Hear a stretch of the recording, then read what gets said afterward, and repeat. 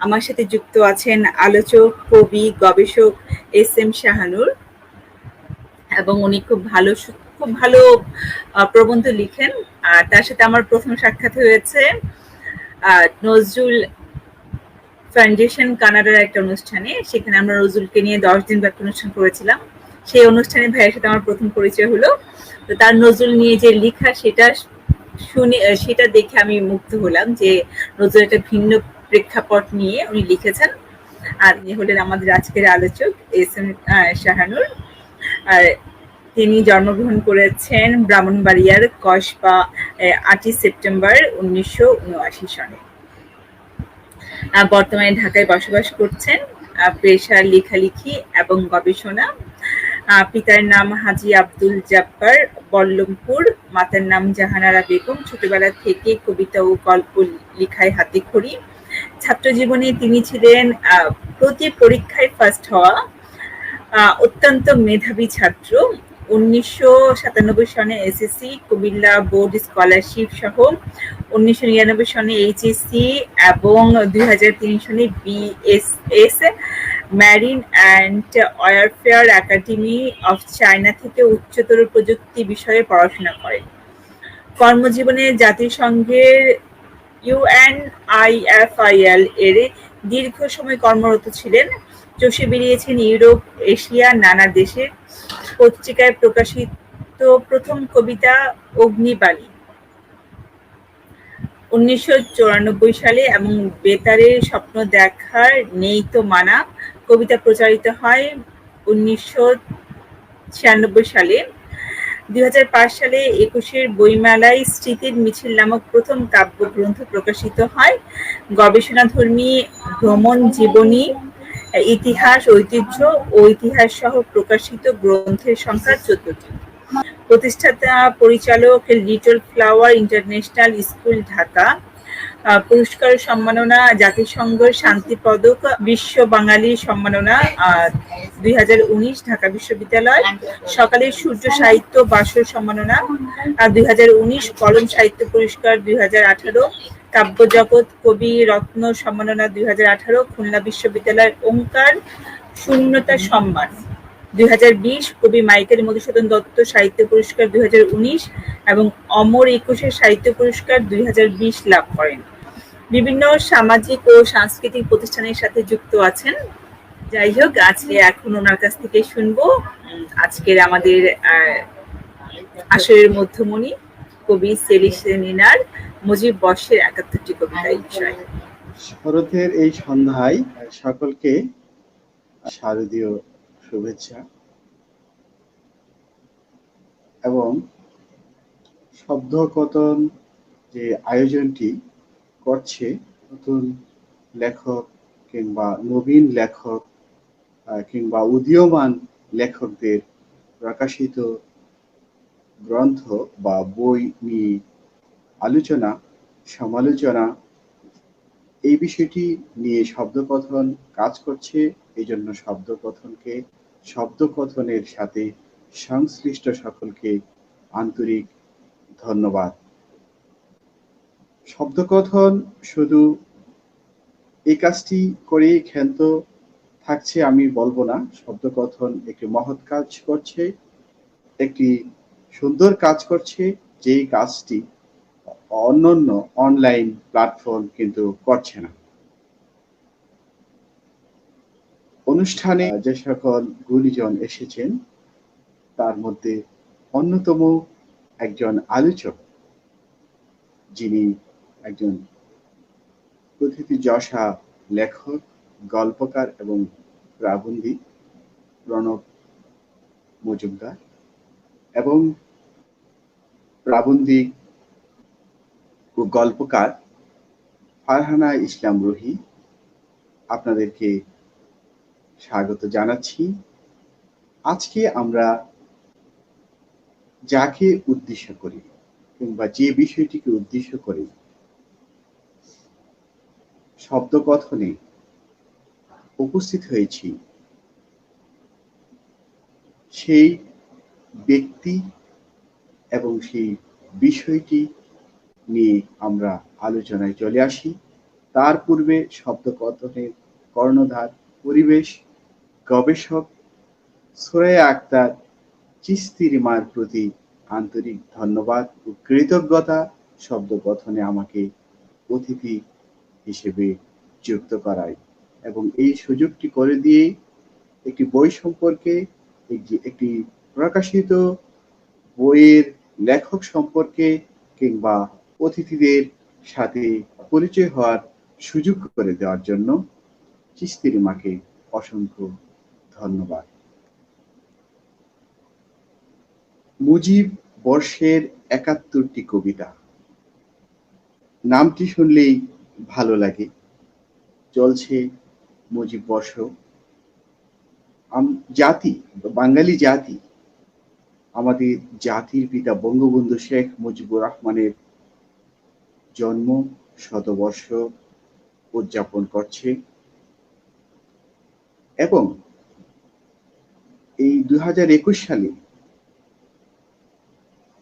বাঙালি জাতি কিন্তু তার স্বাধীনতার সুবর্ণ জয়ন্তীও উদযাপন করেছে, আমরা করেছি। শুধু তাই নয়, এই স্বাধীনতা আন্দোলনকে বেগবান করার জন্য একটি লাল সূর্য, একটি লাল সবুজের পতাকা পাওয়ার জন্য বিশ্বের মানচিত্রে একটি মানচিত্রকে উড্ডীন করার জন্য ৭১ সালের ৭ই মার্চ বঙ্গবন্ধু শেখ মুজিবুর রহমান যে ভাষণ দিয়েছিলেন, সেই ভাষণটিরও কিন্তু ২০২১ সালে ৫০ বছর পূর্তি হয়ে গেল। এই ভাষণটি কোনো ভাষণ ছিল না, এই ভাষণটি ছিল এক মহাকবির মহাকাব্য। এই কাব্য নিয়ে গবেষণা হচ্ছে, গবেষণা হবে আগামী শত শত বছর। এবং আরেকটি বিষয় উল্লেখ না করলেই নয়, ঢাকা বিশ্ববিদ্যালয়ের জন্ম কিন্তু ১৯২১ সালে এবং এবছর কিন্তু ঢাকা বিশ্ববিদ্যালয়েরও ১০০ বছর পূর্ণ হয়ে গেল। ঢাকা বিশ্ববিদ্যালয় প্রতিষ্ঠা না হলে আমরা যে বাঙালি জাতি, আমাদের যে ভাষা আন্দোলন, আমাদের যে স্বাধিকার চেতনা, এসব বিষয়গুলো জোরালো হতো না। এই বিষয়গুলোকে নিয়ে আমরা এগিয়ে যাচ্ছি। মুজিব বর্ষের ৭১টি কবিতা ২০২১ সালেই প্রকাশ করেছেন কবি শেলী সেলিনা। কবি শেলী সেলিনাকে আন্তরিক ধন্যবাদ জানাচ্ছি, কারণ এতগুলো ঐতিহাসিক ঘটনার সাথে কবি শেলী সেলিনার কাব্যগ্রন্থটিও কিন্তু একটি ঐতিহাসিক মুহূর্ত অতিক্রম করছে। কবি শেলী সেলিনার কাব্যগ্রন্থের সবগুলো কবিতা আমার পক্ষে পড়া সম্ভব হয়নি, তবে কিছু কবিতা আমি পড়েছি। কবিতা কি? আসলে কবিতা হলো জীবন ও প্রকৃতির শব্দগুলোর অপূর্ব বিন্যাস। সে শব্দগুলো হতে পারে প্রেমের, বেদনার, সংগ্রামের, যুদ্ধের, স্বাধীনতার, মানবতার, স্বপ্নের অথবা বেঁচে থাকার। একটি ভালো কবিতার অনন্য মহিমা হলো এর সর্বজনীনতা ও মানবিকতা। আমি মুজিব বর্ষের ৭১টি কবিতা, এই গ্রন্থের বেশ কিছু কবিতা পড়েছি। আসলে একজন কবি, একজন লেখক যখন কোনো কিছু লেখেন, তার মধ্যে সুন্দর, কল্যাণকর কোনো কিছু যখন তাকে তাড়া করে, তখনই কিন্তু তিনি ওই বিষয়টি কলমের খোঁচায়, কাগজে কিংবা বর্তমানে আমরা তো নোটপ্যাডে লিখি, মোবাইলে লিখি, লেখা সম্ভব হয়। কবি শেলী সেলিনার ক্ষেত্রে তাই ঘটেছে। কবি শেলি সেলিনা কবিতা লেখার ক্ষেত্রে যে বিষয়গুলোকে নিয়ে এসেছেন, এই বিষয়গুলো নিয়ে আসা তার জন্য হয়েছে কল্যাণকর। কোনো বড় মানুষকে নিয়ে লেখা, কোনো ঐতিহাসিক বিষয় নিয়ে লেখা মানে নিজেকেও ঐতিহাসিক করে তোলা, নিজেকেও ইতিহাসের অংশ বানিয়ে ফেলা। এবং বড় মানুষকে নিয়ে লেখা মানে বড় মানুষের গুণ, কীর্তন, তার জীবন, আচার সবকিছু এখানে উঠে আসে। তখন একজন লেখক এবং একজন কবি ভালো মানুষকে অনুবাদ করতে যেয়ে, ভালো মানুষ সম্পর্কে লিখতে যেয়ে ভালো ভালো গুণগুলো তার মধ্যে চলে আসে। তিনিও একসময় বড় মানুষের কাতারে চলে যান। আমি আশাবাদী কবি সেলিনা একদিন বড় মাপের একজন কবি হবেন। বাংলাদেশ, বাংলা সাহিত্য তাকে স্মরণ করবে। মুজিব বর্ষের ৭১টি কবিতার পিতার সংকেত কবিতাটি আমি পড়েছি। এটি একটি গদ্য কবিতা। ভাষণের ভিতরে বাঙালি জাতির পিতা বঙ্গবন্ধু শেখ মুজিবুর রহমানের বলিষ্ঠ নেতৃত্বে আপামর বাঙালি যে লড়াই বা যুদ্ধে ঝাঁপিয়ে পড়েছিল, সেই কথাই বর্ণনা করেছেন এবং তিনি অত্যন্ত চমৎকারভাবে বর্ণনা করেছেন। পাক হায়নার হিংস্রতা থেকে রক্ষা পেতে বাঙালির মনে যে ক্ষোভ সৃষ্টি হয়েছিল, তা বঙ্গবন্ধুর দেওয়া ভাষণে আরো এক ধাপ এগিয়ে মুক্তির স্বাদ পেতে সাহায্য করেছিল। এই বিষয়টি তার কবিতায় উঠে এসেছে। বাংলার জনগণ কখনো সেই স্মরণীয় ভাষণের কথা ভুলবে না, আর ভুলারও নয়। এই ভাষণ ইতিহাসের পাতায় যুগ যুগ ধরে স্বর্ণাক্ষরে লেখা থাকবে, আর প্রজন্মের পর প্রজন্ম সেই বীরকে শ্রদ্ধা ভরে স্মরণ করবে। কবি তার এই কবিতায় এই বিষয়গুলোর, এই ভাবগুলোর অবতারণা করেছেন সার্থকভাবে। এসো ভাই টুঙ্গিপাড়া কবিতায় কবি পুরো বিশ্বের মানব জাতিকে বাঙালি জাতির জনক বঙ্গবন্ধু শেখ মুজিবুর রহমানের স্মৃতিস্তম্ভে আসার আহ্বান করেছেন। যে পিতা নাকি তার বলিষ্ঠ নেতৃত্বে একটি জাতিকে পুরো বিশ্বে লাল সবুজের পতাকা দিয়েছে, অথচ সেই পিতাকে বিশ্বাসঘাতকেরা নির্মমভাবে হত্যা করে এই বাংলার মাটিতে শুয়ে রেখেছে। সেই বিশ্বাসঘাতকের নির্মমতায় লাল সবুজের নিমজ্জিত পতাকাকে দেখতে পুরো কবিতায় কবি প্রজন্মকে টুঙ্গিপাড়ায় আসার আহ্বান জানিয়েছেন। কবিকে অশেষ ধন্যবাদ এ ধরনের একটি আহ্বান জানানোর জন্য। পিতার প্রতীক্ষায় কবিতায় কবি পুরো কবিতাটিতে বাঙালি জাতির জনক বঙ্গবন্ধু শেখ মুজিবুর রহমানকে পুনরায় বাংলার মাটিতে আসার অনুনয় আহ্বান জানিয়েছেন। তার প্রতীক্ষায় বাংলার প্রতিটা কলি, পাখি, ঋতু, চাঁদ, সূর্য, প্রকৃতি আজ অপেক্ষমান তিনি আবার কখন ফিরে আসবে। সেই অপেক্ষাতে দিন রাত একাকার। তবু যদি একদিন ফিরে আসে মুজিব, বাংলার প্রতি প্রাণ প্রকৃতি হবে তখন সজীব। কবি মনে প্রাণে বিশ্বাস করেন মুজিব একদিন ফিরে আসবে। পিতা আছে কবিতাটিও আমার কাছে বেশ ভালো লেগেছে। তবে এই কবিতাটিও গদ্য ধারার একটি কবিতা। কবিতার পুরো কবিতায় বঙ্গবন্ধু শেখ মুজিবুর রহমানের অস্তিত্ব যে পুরো বাংলায় তথা পুরো বিশ্বে বর্তমান এর ইঙ্গিত দিয়েছেন। আর যারা তার অস্তিত্বকে অস্বীকার করে বাঙালি জাতির পিতাকে হেয় করতে চায়, তাদের উদ্দেশ্যে কবি বলেন, বাংলার প্রতি কোণে প্রতিটি জীব অনুজীবে শেখ মুজিবুর রহমানের অস্তিত্ব বর্তমান। কি চমৎকার কথাই না কবি বলেছেন। শুধুই অন্তরের চক্ষু মেলে দেখলে হয়, কবিতার পুরো কবিতায় বঙ্গবন্ধু শেখ মুজিবুর রহমানের কর্মযজ্ঞের মাঝে আজও তার অস্তিত্ব খুঁজে পান, সে কথারই ইঙ্গিত করেছেন। কবি সেলিনা সেলির জন্য অশেষ শুভকামনা। জীবনানন্দ দাশ বলেছিলেন, সকলেই কবি নয়, কেউ কেউ কবি। কারণ কবির মধ্যে বিগত কয়েক শতাব্দীর এবং সমকালের কবিতার ইতিহাসটা ক্রিয়া করে। একজন কবি মানুষের মনের কথা বলেন কিনা তা সবসময় গুরুত্বপূর্ণ নয়, তিনি কিভাবে বলেন, কোন আচার ভঙ্গিতে বলেন, তা অনেক বেশি গুরুত্বপূর্ণ। আমার কাছে মনে হয়েছে শেলি সেলিনার লেখা যে কাব্যগ্রন্থ, তিনি অকপটে স্বীকার করেছেন এই কাব্যগ্রন্থের নাম উনি দেননি। এটি কিন্তু একটি লেখকের সরলতার প্রকাশ।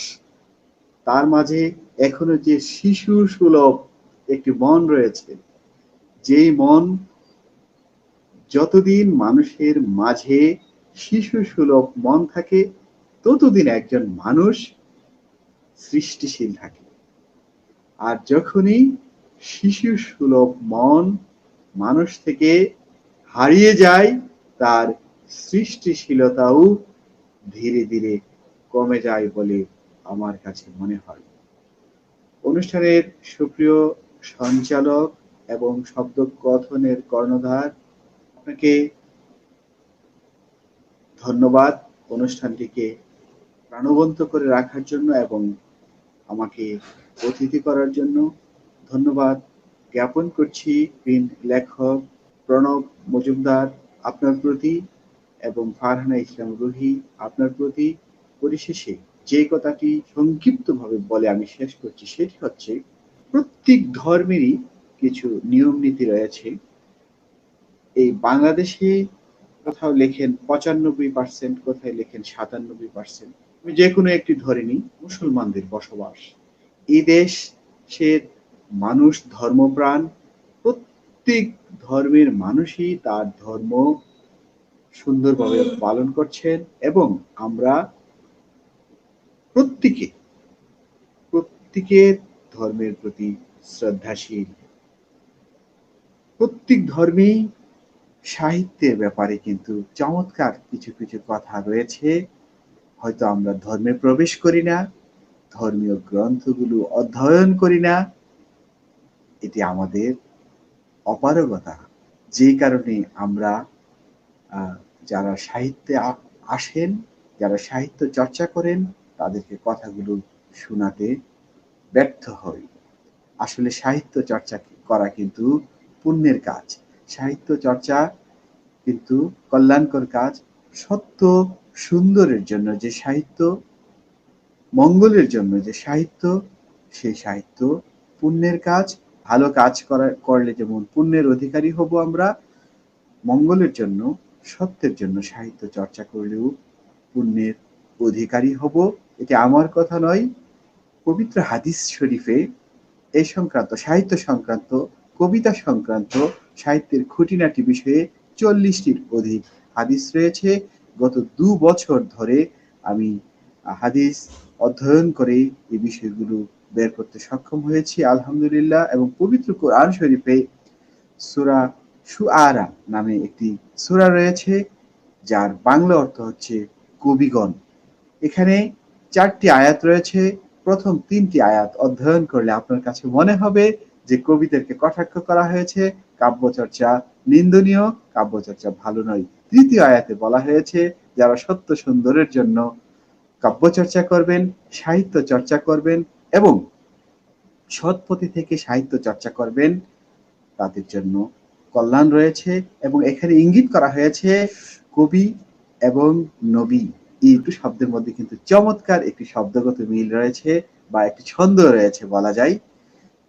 এই দুজনের কাজই হচ্ছে সত্য সুন্দরকে প্রকাশ করা।